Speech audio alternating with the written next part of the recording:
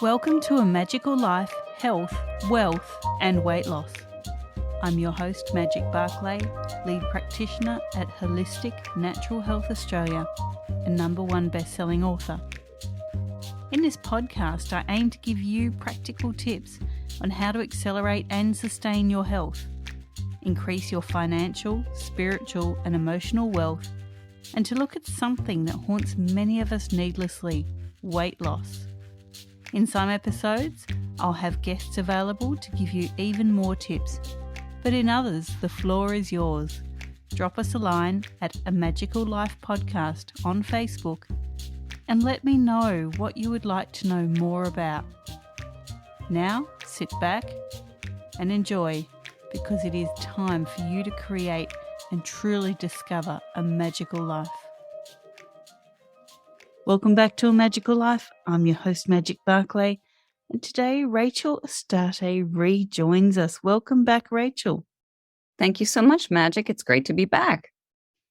Now, in our last episode, we went through our questions that we always go through, and you mentioned a couple of times about self and being a self-specialist.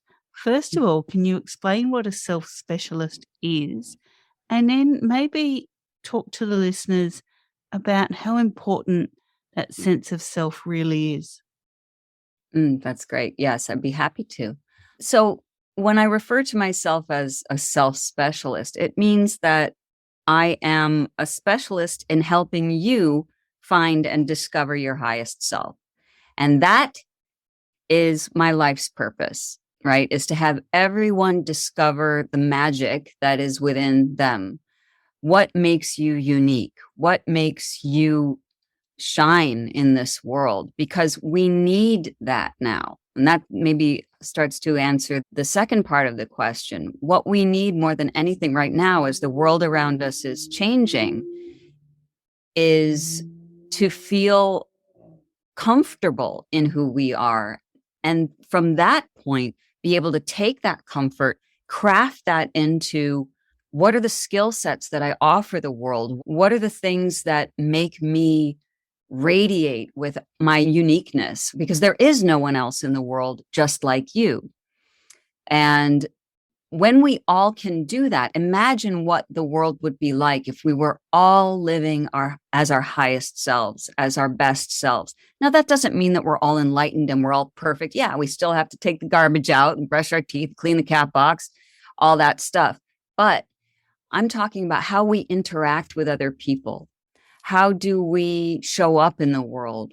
What gifts are we returning to the world around us? And imagine what the world would be like if we could all do that without shame, without fear of not being the person our parents expected us to be, or our partners, or our teachers, or colleagues, or whatever.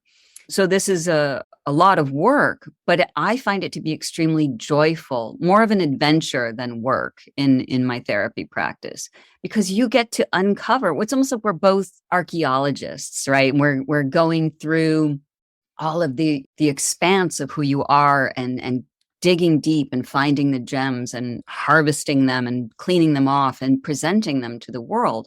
It's really important for us to do this, or else we end up feeling as though we've missed out in life. If we're too caught up with the pain of our childhood or the traumas we've experienced, and maybe not even our childhood, sometimes it's that, sometimes it's just unhealthy relationships or a dead-end job, something where we feel stuck, then we're not shining our light because we've lost touch with the beauty and the light of who we are. And so that's what my work is as a self-specialist, is to help you uncover that, because we all have something to contribute. Certainly, and very well said. Now, what's something that maybe the listeners can glean from all of your expertise? What's something that you feel they really need to hear? Everyone needs to understand something very simple, which is you have the divine spark of creation within you. Now, I'm also a science person. I love science. So this sounds a little woo-woo and spiritual when I say it. It is that. It is also science. It's quantum physics, actually. So we are all connected. And I'm sure many people have heard that, but there's actual science to back that up, right? We talk about Einstein's spooky action at a distance, right? We are connected through creation. How did we all come to be? Whether it's divine force or the Big Bang, whatever it is, creation lives within you. A spark of that lives within you. So think about how powerful you are.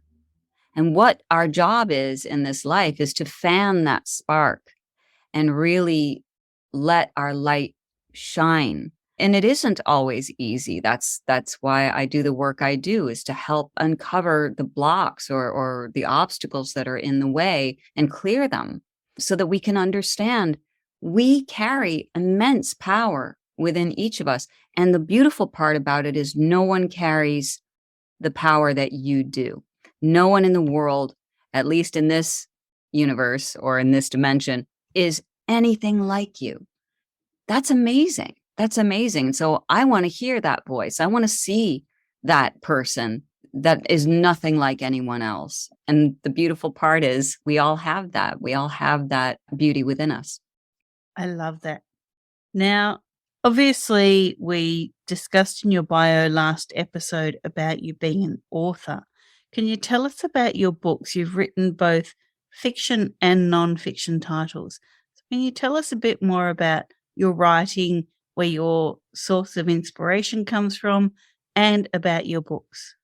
Yes. So this is how I actually started. This was the family business. My father was a poet and my mother was a writer. My father has passed. My mother is still alive. My mother was also a writer and she's an actor as well. So I joined the family business. I started in writing poetry and I eventually moved to theater. So I've always been a writer and I consider myself a writer before anything else.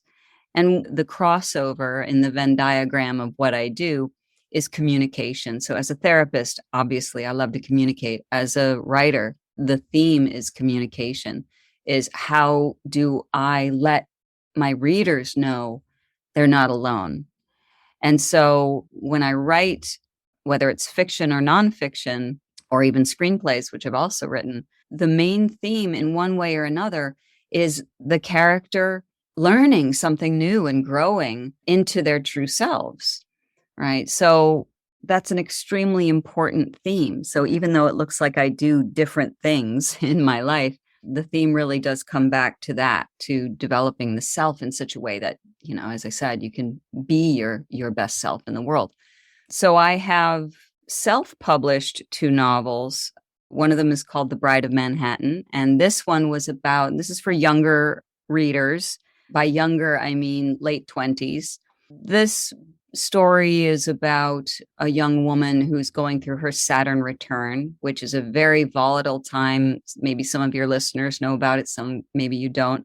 When Saturn is in the same position in the sky as it was the year you were born. So it takes 7 years for Saturn to go a quarter of the way around. So every 7 years, you move a quarter. So by the time you're 28, Saturn is in the same position in the sky as it was when you were born. And Saturn is a little bit of a mischievous planet. And so you may discover that everything you thought you knew about yourself kind of goes out the window. And that's what happens to this character in a sort of comical way. So it's her negotiating her life from 28 to 30, trying to become the woman that she always wanted to be, hopefully by the time she hits 30. So I also have a background in comedy, so a lot of my writing is very comical. And I also self-published a novel called The Exchange, which is really very much of a rom-com kind of a romp about a woman who is the assistant to a movie star, and she joins a dating site trying to find a boyfriend because she has no time. And she ends up finding a man that is completely off limits. In fact, the woman who created the dating site created it just to keep this man away from everybody else. So she ends up finding the one guy she's not supposed to find and falls in love with him. And again, very comical. But when I do podcasts like these, what we usually talk about is my nonfiction. And the major book that I have that I promote is called Celebrating Solitude, How to Discover and Honor Your Highest Self. And so that might be a little more along the lines of what your listeners might be interested in. And that really is a book about learning how to discover who you are through the healing method of using a solitude practice. So in this book, it talks about how do we create a solitude practice? What is solitude for? What if I'm not comfortable being by myself? How do I get over that? Why should I bother being in solitude for 5 minutes to 2 hours a day? How does that serve me? So this book is really a guide for people who are just starting out and don't know quite where to start with this whole self-development thing. I think I answered all your questions. No, you certainly did answer all of my questions. And I was giggling as you were telling us about the fiction, because I'm not normally a fiction reader, but I was thinking, wow, that sounds really funny. I love that. Well, they're both on Amazon, so I'm sure you can find them there. Fantastic. This has been a great conversation, and I really do urge the listeners to get in touch with you. So your website is rachelastartetherapy.com. And what can they find on your website? Obviously, they can get in contact with you, but what other things are there?